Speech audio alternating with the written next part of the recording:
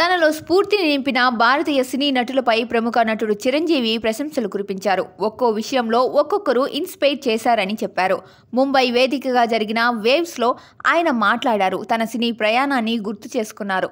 బాల్యంలో నేను డాన్స్ చేసి కుటుంబం, స్నేహితులను అలరించేవాడిని. అలా నటనపై మొదలైన ఆసక్తి నన్ను చెన్నై వెళ్లేలా చేసింది. నేను అడుగుపెట్టే సమయానికి ఇండస్ట్రీలో ఎంతో మంది లెజెండరీ యాక్టర్స్ ఉన్నారు.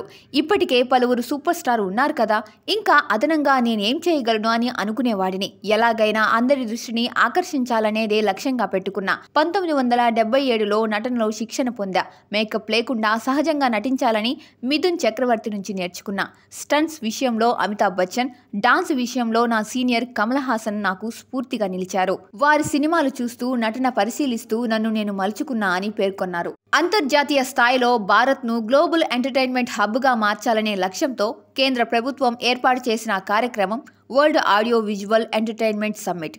వేవ్స్ అడ్వైజరీ బోర్డులో చిరంజీవి తదితరులు సభ్యులుగా ఉన్న సంగతి తెలిసిందే. రజనీకాంత్, మోహన్ లాల్, అక్షయ్ కుమార్, అమీర్ ఖాన్ తదితరులు ఈ కార్యక్రమంలో పాల్గొన్నారు.